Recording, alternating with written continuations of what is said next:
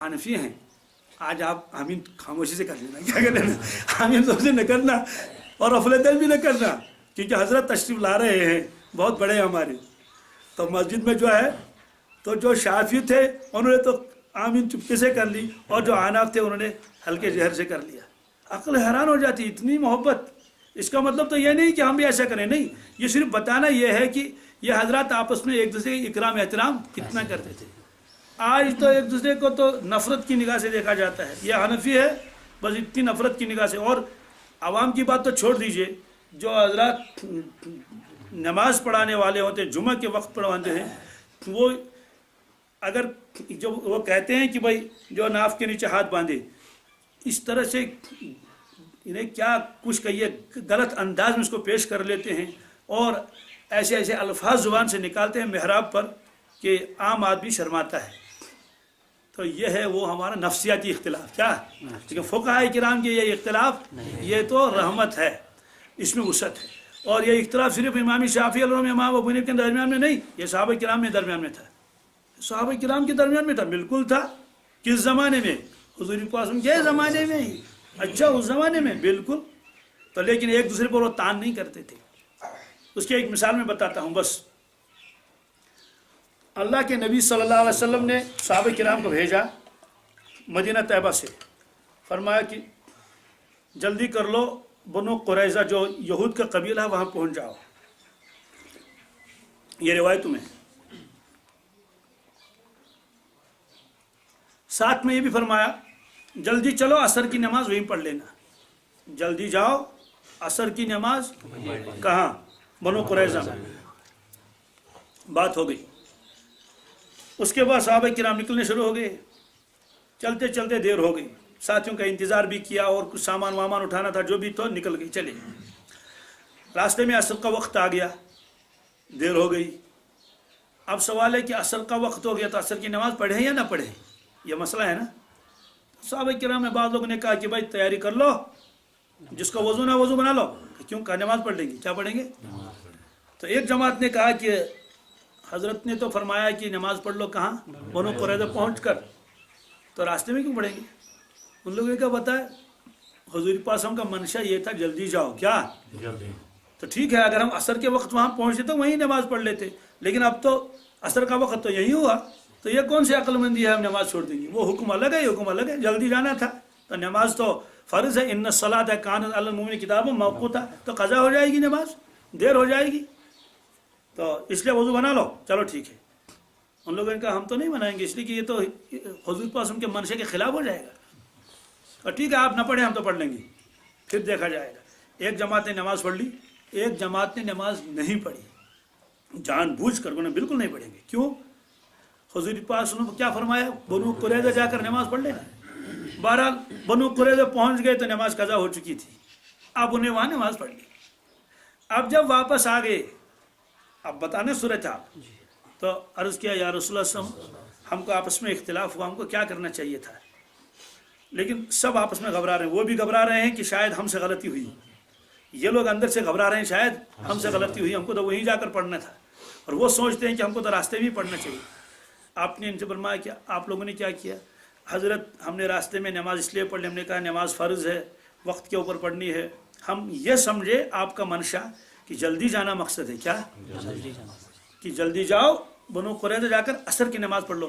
ہم آپ کے ارشاد کا یہی مطلب سمجھے کہ جلدی تو، لیکن ہم جا نہیں پائے، دیر ہو گئی، اس لیے ہم نے راستے میں عصر کی نماز پڑھ لی، یہ سمجھ کر کہ آپ کے فرمانے کا منشا یہ ہے کہ جلدی جانا. لیکن جلدی ہم جا نہیں پائے تو ہم نے راستے میں نماز پڑھ لی، یہ سمجھ کر یہ تو فرض ہے اور وقت ہے.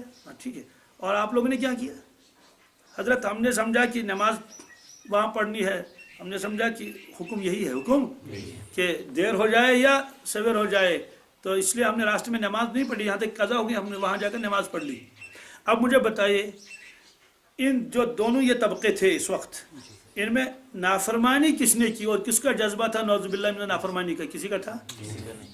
پہلی والی جماعت بھی یہی چاہتی تھی کہ حکم ہم سے پورا ہو جائے، دوسری جماعت بھی یہی چاہتی تھی حکم ہم سے پورا ہو جائے.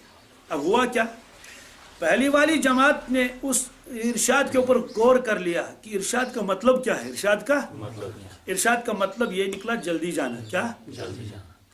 دوسری والی جماعت نے الفاظ کو لے لیا. کیا لے لیا؟ بنو قریظہ جا کر عصر کی نماز پڑھ لینا. تو انہوں نے ظاہری حدیث کے الفاظ پر عمل کر لیا, راستے میں نماز نہیں پڑھی, وہاں جا کر نماز پڑھ لی. اب دو میں سے ایک ہی تو, یا تو انہوں نے صحیح سمجھا ہوگا یا تو انہوں نے, ہے نا.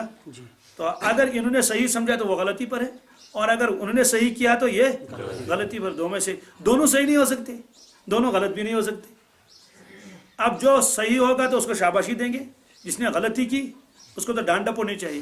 لیکن آپ نے نہ ان کو ڈانٹا نہ ان کو ڈانٹا.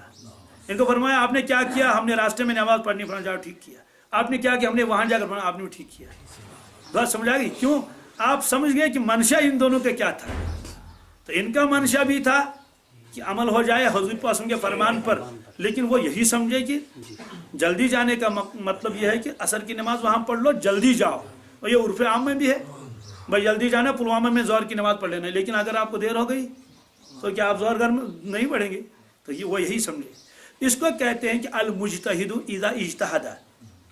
المجتہد یہ فرمایا اللہ کے نبی صلی اللہ علیہ وسلم. تو مجتہد جب اجتہاد کر لیتا ہے کہ واضح حکم نہیں ہے, کیا دو معنی اس میں یہ بھی ہو سکتا ہے, یہ بھی. جب وہ اجتہاد کر لیتا تو ایک جہت کو متعین کرتا ہے, کیا, اور فاصاب تو درست نتیجے پر پہنچتا ہے. فلہ اجران, اس کو 2 ثواب ہیں. کتنے؟ ایک ہی نہیں, اس کو دگنی مزدوری ہے. اور جس شخص نے وہ خطا کر گیا, محنت تو اس نے بھی کی لیکن صحیح نتیجے پر نہیں پہنچا, فلہ اجر واحد, اس کے لیے ایک اجر ہے. ان کے لیے فلہ اجران ڈبل مزدوری, ان کے لیے سنگل مزدوری. گناہ نہ اس کو, گناہ نہ اس کو. یہ اللہ کے نبی نے خود فرمایا کہ مجتہد کو گناہ ہوتا ہی نہیں, مجتہد گناہ. اب سوال ہے کہ ان دو جماعتوں میں اصل کیا تھا منشا اللہ کے نبی صلی اللہ علیہ وسلم کا؟ محدثین نے فرمایا اصل منشا تھا جلدی جانا, اور جن لوگوں نے راستے میں نماز پڑھ لی ان کا اجتہاد زیادہ درست تھا, ان کا اجتہاد بمقابلے ان کے. تو اس طرح کے بہت سارے واقعات اللہ کے نبی صلی اللہ علیہ وسلم کے زمانے میں خود واقع پیش آئے. ایک مرتبہ 2 صحابی جا رہے تھے تو انہوں نے تیمم کر کے نماز پڑھ لی, پانی نہیں تھا. آگے گئے تو پانی ملا, ابھی نماز کا وقت باقی تھا. ایک صحابی نے دوسرے سے کہا سبحان اللہ, پانی مل گیا, چلو وضو بنا لیں گے, نماز پڑھ لیں گے دوبارہ. اس نے کہا کیوں, نماز تو ہو گئی, دوسری کیوں؟ اس نے کہا پانی آ گیا. کیا گیا؟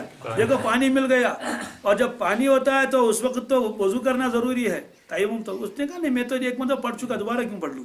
اس نے کہا میں تو دوبارہ پڑھ لوں گا, وہ تو تیمم سے تھی, تو پانی تو سامنے ہے, وقت بھی ہے. وہ آ کے وضو بنا لیا اور اللہ اکبر نماز پڑھ لی اس نے. اس نے کہا تو بھائی میں تو نماز نہیں پڑھوں گا. سوال ہے کہ کیوں؟ اس لیے کہ کوئی صریح حکم موجود نہیں. اگر صریح حکم معلوم ہوتا تو ظاہر سی بات ہے دونوں اس پر متفق ہوتے, لیکن چونکہ صریح حکم نہیں تھا کہ پانی وقت پر مل جائے تو نماز کو لوٹانا ہے نہیں لوٹانا ہے, بہرحال مسئلہ ختم ہو گیا. اب یہ ہے کہ ان دو میں سے غلطی کس نے کی؟ جس نے دوسرا فرض پڑھ لیا دوبارہ, یا تو اس نے غلطی کی, یا تو جس نے فرض پڑھا ہی نہیں دوبارہ, یا تو اس نے دو میں سے ایک نے غلطی کی ہوگی. یہ دونوں مجتہد تھے. کیا؟ اس لیے بعض لوگ کہتے ہیں نا کہ تم شافعی ہو جی, حنفی ہو جی. ابو بکر صدیق کیا تھے؟ حنفی تھے شافعی؟ ہم خاموش ہو جاتے ہیں, حنفی بھی نہیں تھے شافعی بھی نہیں تھے. سمجھ میں آ گیا نا, یہ بعد میں آیا ہے یہ مسلک وسلک. جو صحابہ کرام تھے وہی بننا چاہیے. اللہ کے بندو سارے صحابہ مجتہد تھے. کیا تھے؟ وہ مقلد تھے ہی نہیں. بات سمجھ آ گئی؟ وہ خود مجتہد تھے, اجتہاد کے درجے پر پہنچ چکے تھے. اور ان کو ہاں وہ بھی فتویٰ پوچھتے تھے ایک دوسرے سے. عبداللہ بن مسعود فتویٰ دیتے تھے, حضرت علی کرم اللہ تعالیٰ فتویٰ دیتے تھے. تو جب مجتہد خود ہی ہوں ان کو دوسرے کی تقلید کرنے کی کیا ہے ضرورت ہی نہیں. اور جو ان کے چھوٹے درجے کے ہیں وہ تو دوسروں سے فتویٰ پوچھتے تھے, اور فتویٰ پوچھنے کے اس پر عمل کرتے تھے. تو بہرحال یہ دونوں صحابی ہیں, وہ کہ یہ بھی مجتہد ہے وہ بھی, اس نے بھی اپنے اجتہاد سے کام لیا, اس نے بھی. آپ دونوں واپس آ گئے. سن لیجئے روایت. تو انہوں نے کہا اللہ کے نبی صلی اللہ علیہ وسلم کو کیا کرنا چاہیے تھا, کیونکہ اب تو پہنچے نا نبی کریم صلی اللہ علیہ وسلم کے پاس, اب تو اپنا اجتہاد نہیں چلے گا, اب تو اپنا اجتہاد, اب تو مسئلہ معلوم کرنا ہے نا. تو فرمایا آپ نے کیا کیا کہ حضرت میں نے دوبارہ وضو کر کے فرض دوبارہ پڑھ لیا. فرمایا کہ تمہیں دگنا اجر ہے. کیا؟ تمہیں डबल मजदूरी है तुम्हें, दुगना अजर, इसलिए कि दोबारा वजू किया दोबारा। आपने क्या किया? कहा हजरत मैंने नमाज नहीं लौटाई तो मैंने सोचा कि नमाज तो हो गई है तयम्मुम से और दोबारा क्यों पढ़ूं? फरमाया असब तो सुन्नत है, असब तो सुन्नत पाली। क्या? तुमने सुन्नत पाली, यानी सुन्नत यही है। इससे ये नहीं फरमाया तुम गुनाहगार हो गए, फरमाया कि तुम्हें तो दुगनी मजदूरी है, यानी जो तुमने अमल किया दोबारा नमाज पढ़ी वो ज़ाया नहीं हुई, अल्लाह ने उसका अजर दे दिया। अब मसला फिर मालूम हो गया कि जब किसी ने तयम्मुम किया हो और तयम्मुम करने के बाद उसने जो नमाज पढ़ ली हो, अगर अब पानी मिल जाए उसको तो नमाज लौटानी नहीं है, सुन्नत यही है, सुन्नत। तो आप न इससे नाराज हुए, आप न उससे नाराज हुए। अब मुझे बताइए, जब सहाबा किराम से आप नाराज नहीं हुए और सहाबा किराम की जिंदगी में ये मसाइल पेश आ गए, ऐसे ही दो सहाबा थे सफर में, तो सफर में थे तो जवानी का आलम है, तो बशरी तकाजे के एतबार से एक ने कहा मुझे गुस्ल की हाजत है, दूसरे ने कहा मुझे भी गुस्ल की हाजत है। तो काफिला बड़ा था, उन्होंने कहा अब क्या करेंगे? उन्होंने कहा कि पानी तो है नहीं। उसने कहा तयम्मुम कर लेंगे। क्या करेंगे? उसने कहा कि वजू का तयम्मुम तो इस तरह होता है, यानी कि बस चेहरे पर हाथ फेरना है और दोनों पाँव बाजू के ऊपर। उसने कहा हाँ ये तो है, लेकिन गुस्ल के बारे में तो मालूम नहीं। उसने कहा ठीक है मैं ऐसा कर लूँगा।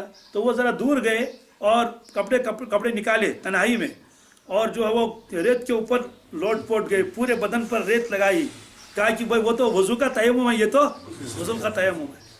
दूसरे ने कहा कि भाई मैं तो इतना ही तयम्मुम कर लूँगा, इससे ज़्यादा मैं करूँगा नहीं, क्योंकि मसला अभी उनके सामने पूरी वजाहत के साथ नहीं आया था, वरना तो जाहिर सी बात है दोनों मुत्तफिक होते।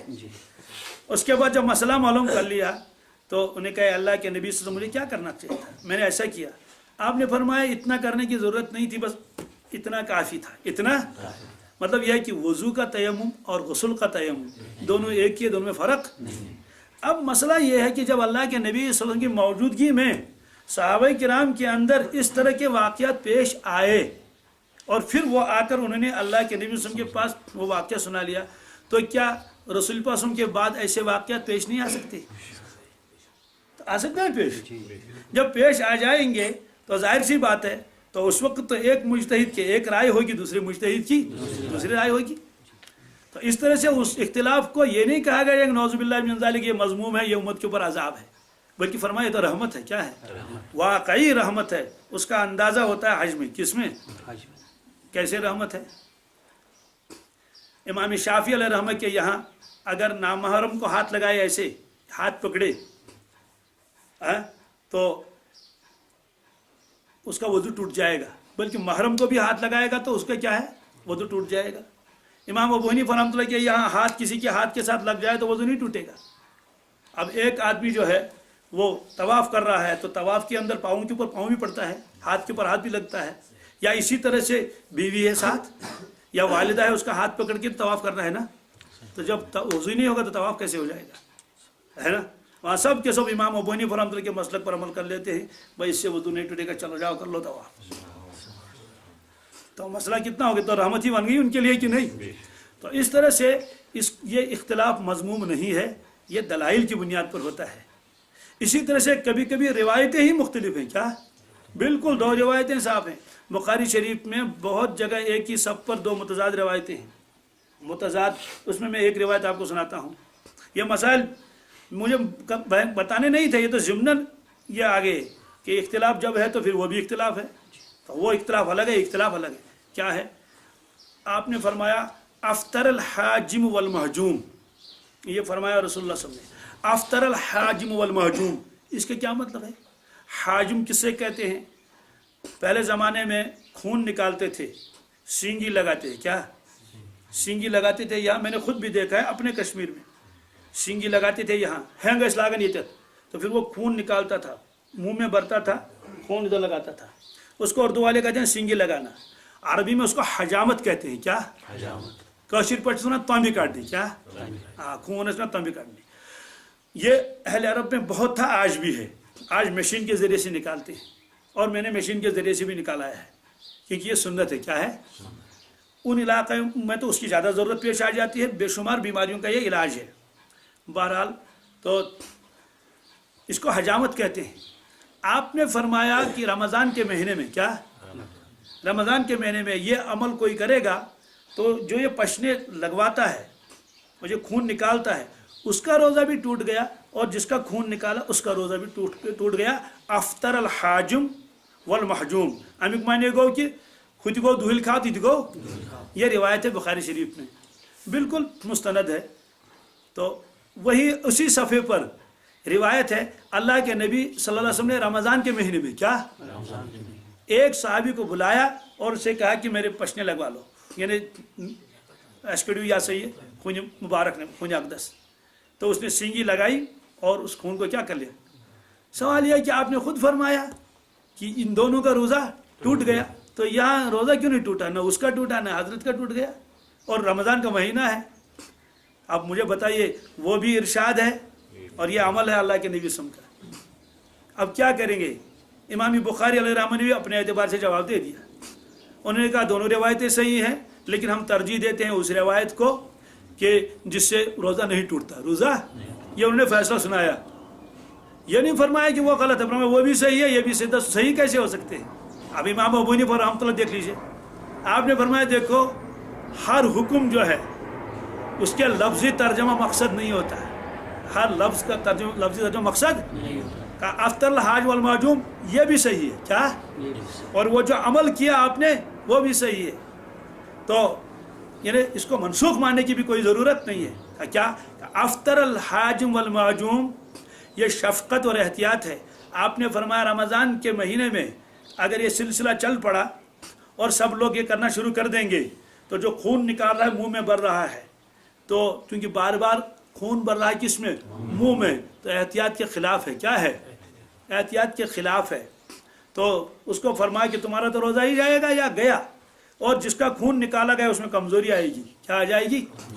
اس لیے آپ نے فرمایا کہ بھائی یہ مت کر لو. یہ تو شفقت کے لیے آپ نے فرمایا، احتیاط کے طور پر اس کو فرمایا، شفقت کے طور پر اس کو فرمایا کہ ایسا عمل بعد میں کر لو، یا یہ ہے کہ دن میں مت کرو اس کے بعد کر لو، کیونکہ اس کو کمزوری آئے گی، بھوک لگے گی. یہ بار بار جو ہے خون منہ میں بڑھ رہا ہے تو ظاہر سی بار بار خون میں بڑھ جائے گا. تو اس لیے یہ فرمایا. اصل حکم تو یہ ہے، اصل حکم تو کہ روزہ ٹوٹتا نہیں، روزہ.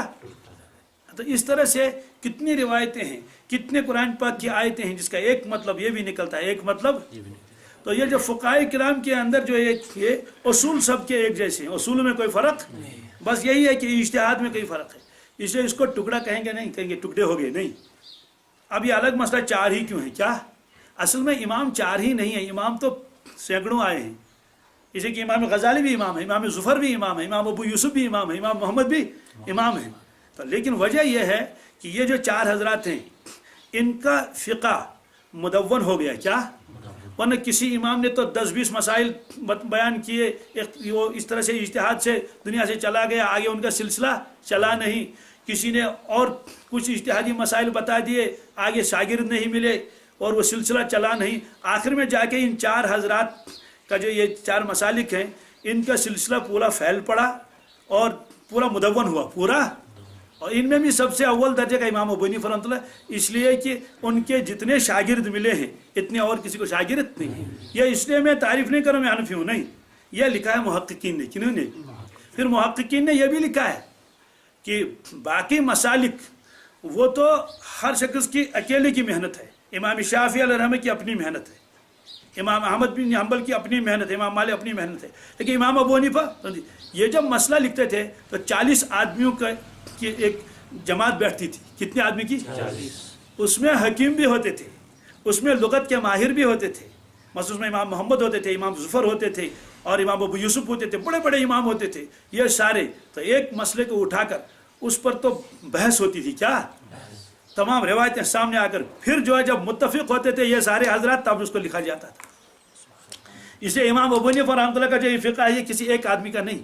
اسی وجہ سے ظاہری طور پر بظاہر لگتا ہے کہ یہ مسئلہ حدیث کے خلاف ہے، یہ مسئلہ حدیث کے، لیکن جب ساری روایتوں کو سامنے رکھ لیتے ہیں کہتے ہیں اصل مسئلہ تو یہی ہے. پھر چار ہی کیوں رہے؟ واللہ عالم. چار اللہ کو بہت پسند ہے، کسی دن میں عرض کر دوں گا. آسمانی کتابیں بے شمار ہیں، چار کا تذکرہ اللہ نے کیا. فرشتے بے شمار ہیں، چار کا تذکرہ اللہ نے، چار ہی فرشتے ہیں نا.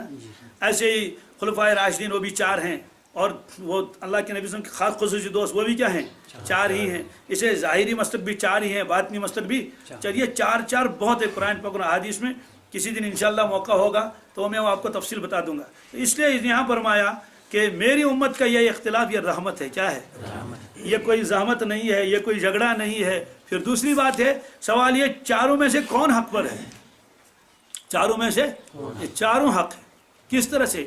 جیسے وہ صحابہ بھی حق تھے جنہوں نے راستے میں نماز پڑھ لی، اور وہ بھی حق پہ جنہوں نے قضا کیا. حالانکہ قضا کرنا تو گناہ کبیرہ ہے نا، لیکن ان کو ایک گناہ بھی ان کے نامہ اعمال میں نہیں لکھا گیا، تو وہ وہاں پہنچے تو وہ بھی حق پر ہے، یہ بھی حق پر ہے.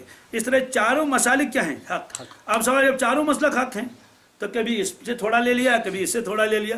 فرماتے نہیں، پھر تو وہ نفس کی تقلید ہوئی. کس کی؟ ائمہ کی نہیں ہوئی. اس لیے کہ جو جس مسلک پر چل رہا ہے وہ چلے.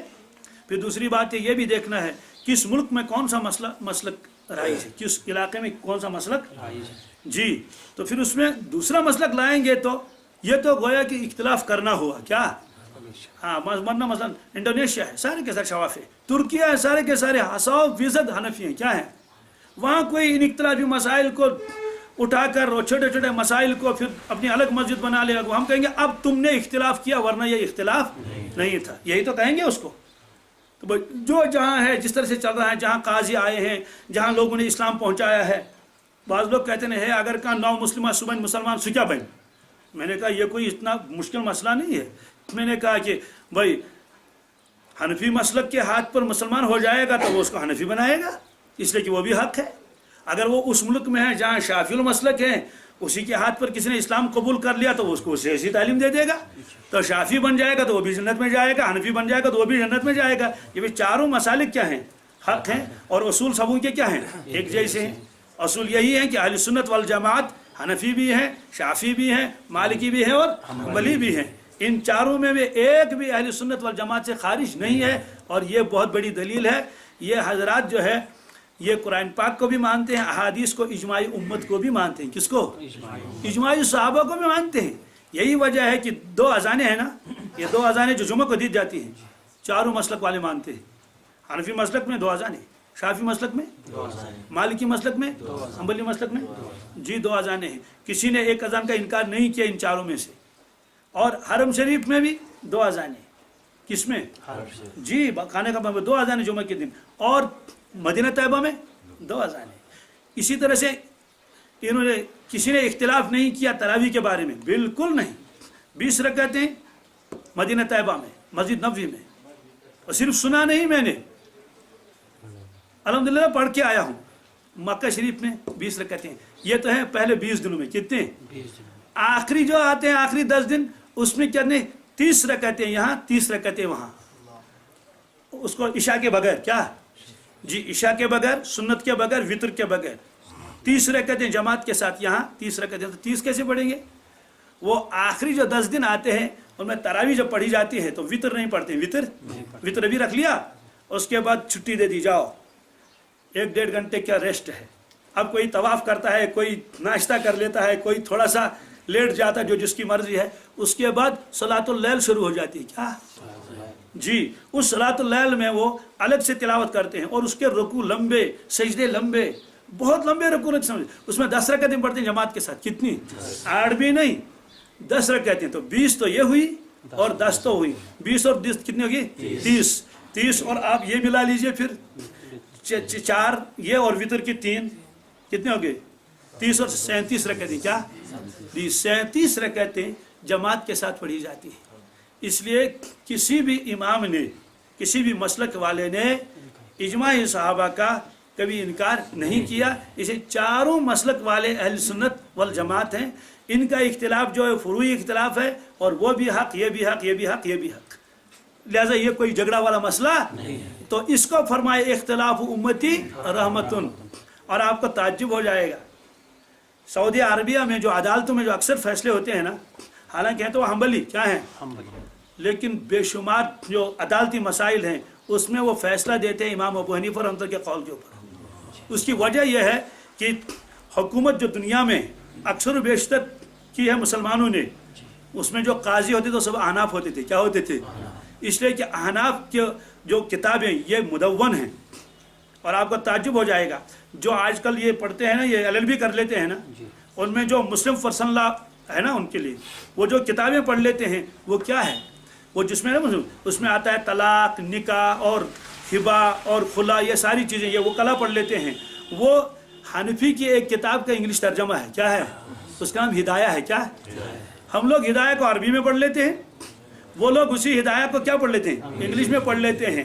تو یہاں بھی حنفی ہے وہ بھی حنفی ہے، اس لیے تو وہاں بھی حنفی مسلک کے اعتبار سے ہی کیا ہوتے ہیں، فیصلے دیے جاتے ہیں. کہ اس لیے حنفی مسلک میں جو ہے صرف عبادات کا مسئلہ نہیں ہے، عبادت کے لیے تو روایتیں سبوں کے پاس ہیں، لیکن جو جھگڑے ہیں وہاں آپس میں جو ہو جاتے ہیں، مثلا کہ یہ کیسز جو ہوتے ہیں اس میں جو تفصیلات لکھی ہیں وہ کس نے لکھی ہیں، حنفی مسلک والوں نے لکھی ہیں. ایک آدمی نے اعتراض کیا تھا مجھے ایک مرتبہ، کتاب دکھائی کہ اس کتاب میں لکھا ہے. میں نے کہا کیا لکھا ہے؟ اس کتاب میں لکھا ہے کہ اگر کسی کے ساتھ اللہ تعالیٰ بچائے زبردستی وہ ہو جائے زنا بالجبر، اس میں یہ لکھا یہ کرنا چاہیے. میں نے کہا آج کل بھی تو یہی ہے، آج کل اس کو میڈیکل ٹیسٹ کہتے ہیں. کیا؟ میں نے کہا انہوں نے تو صدیوں پہلے وہی لکھا ہے، میڈیکل ٹیسٹ کر لو، ہو سکتا ہے یہ الزام لگاتا ہو، یہ عورت اس پر کیا لگاتی ہو. میں نے کہا آج کل جو میڈیکل ٹیسٹ اس پر تو آپ کو پریشانی نہیں ہوتی، یہ تو اس زمانے کے اعتبار سے انہوں نے لکھا ہے تاکہ یہ پتہ چل جائے کہ یہ شخص بری ہے یا بری نہیں ہے. میں نے کہا یہ تو کمال ہے ان فقہا کا، اور آپ کو یہی کمال جو ہے نظر آیا کیا، یہ خامی نظر آئی. میں نے کہا یہ حنفیوں کے یہاں ہی ہے اور کسی کے یہاں نہیں ہے. چھوٹے چھوٹے مسائل لکھے انہوں نے. تو بہرحال یہ آیت اس میں فرمایا کہ یا تو عذاب آئے گا کہاں سے، اوپر سے، یا تو عذاب آ جائے کہاں سے، نیچے زمین سے، یا تو عذاب ہوگا اللہ تعالیٰ بچائے آپس میں کس کی وجہ سے، اختلاف کی وجہ سے، اور جو جھگڑا ہو جائے گا. یہ 3 عذاب اس میں آ گئے. اس کو بند کر